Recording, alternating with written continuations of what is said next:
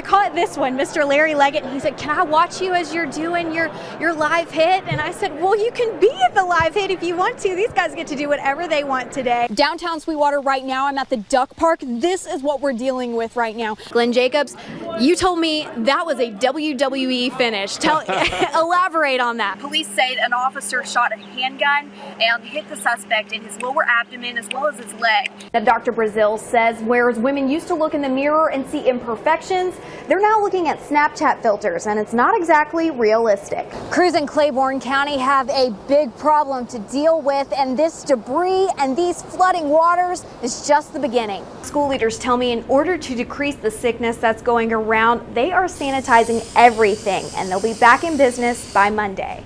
Okay, 3, 2, 1. Come on, Wes. We've talked big about you.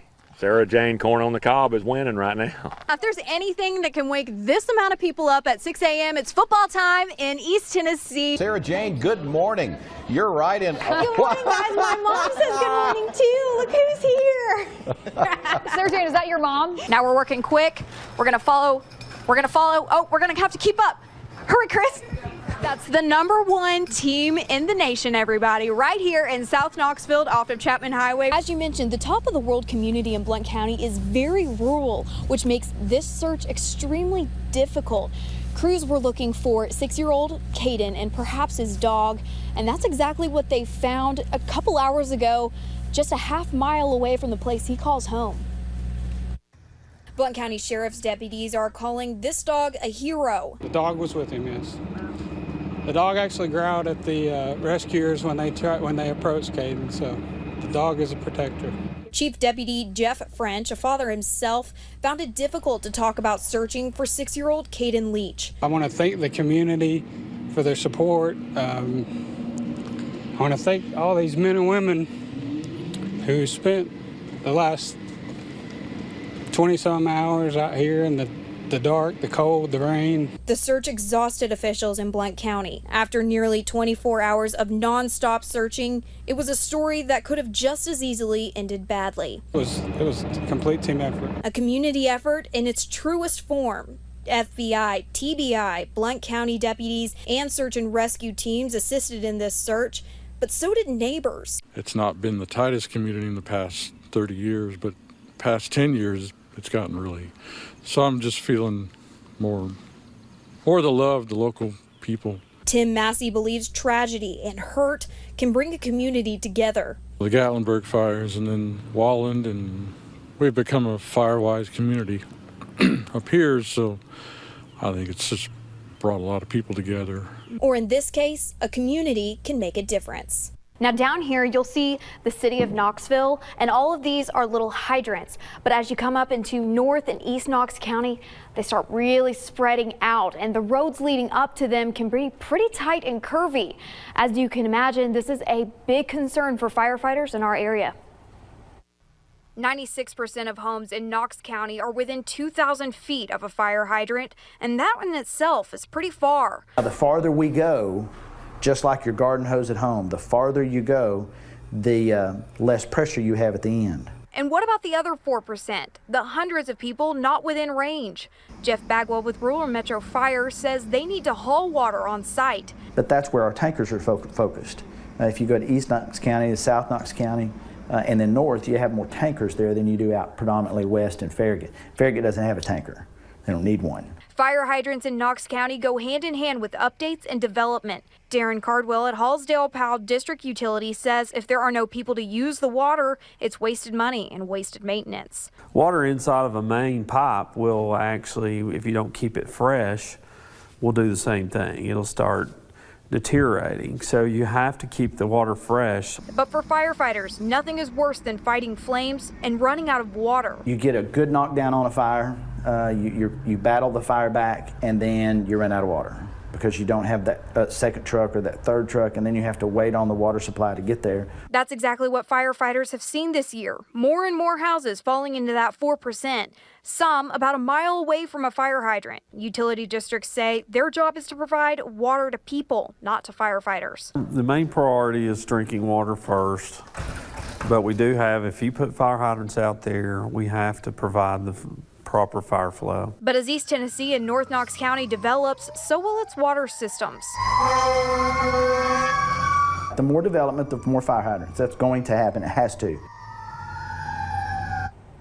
Bagwell says while they're waiting for more water, fire only intensifies, doubling every 2 minutes. The tail of the dragon, known for its hairpin turns and gorgeous views, welcoming the rest of the world to the beauty of East Tennessee. I've seen people from Japan, Australia, all over Europe, and of course we get a lot from Canada, Mexico, and all over the United States. But Lieutenant Randy Ailey says danger is a main attraction. That's what draws a lot of people. It's advertised as one of the most dangerous roads in the world. Because of that, there's a balance. We want to keep people safe without running people off.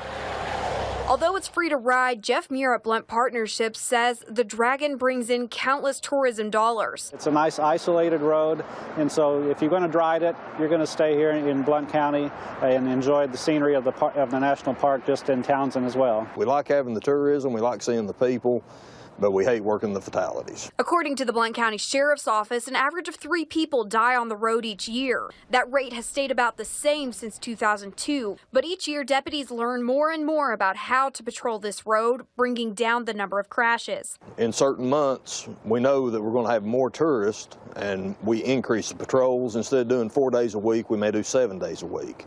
And on holidays, instead of having 2 officers up there, we may have 3 or 4 up there.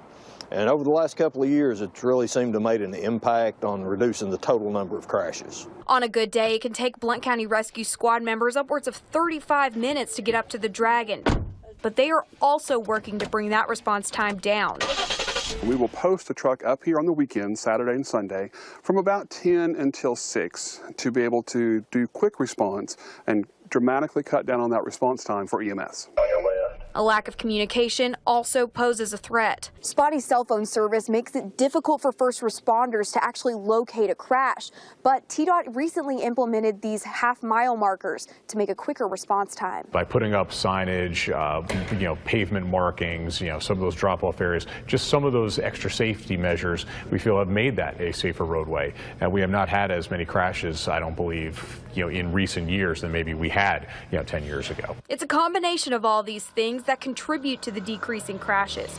No matter where people come from or what they drive, preventing crashes and death boils down to one main factor. The sport bikes and the cruiser bikes and the cars and the minivans, we're all on a public road. And everybody tends to think that it's somebody else who causes the most problem, but the common denominator is the human factor. You come around the corner and you may encounter a motorcycle or a minivan or an RV, so you never know what's coming around that corner. In Blount County, Sarah Jane Cobb, Local 8 News. Are you already awake? Hi, buddy. You're so excited about it. Did you sleep? Some are more ready than others for their first day of school ever. Are you a little nervous about school today? Nope. The Bergbeck family is no exception. It's just a big day, huh? You got one big day. Catherine's 5-year-old twins are perhaps more ready than she is. I think waking them up and them having a big smile on their face just kind of sets the tone for the whole day. It's more than packing lunch, picking outfits, and fixing hair. Because I work from home a lot, it's just been easy for me to just keep them home whenever I feel like it. No, we can't do that anymore. For Catherine, it's a lifestyle change. All right. It counts for their school. We're just a part of the school system now, so it just feels bigger. I don't know if I can put that even into words. And while there's a lot of excitement, there can also be a lot of nerves.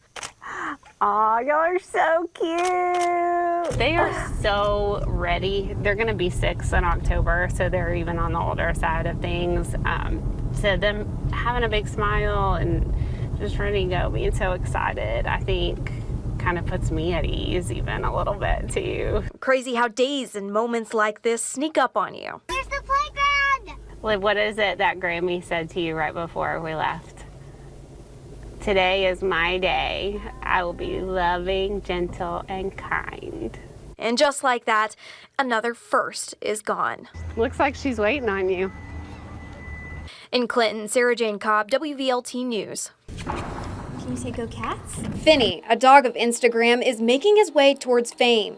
His biggest attraction? He loves cats. That's right, this dog loves the Kentucky Wildcats. He loves Bam Adebayo.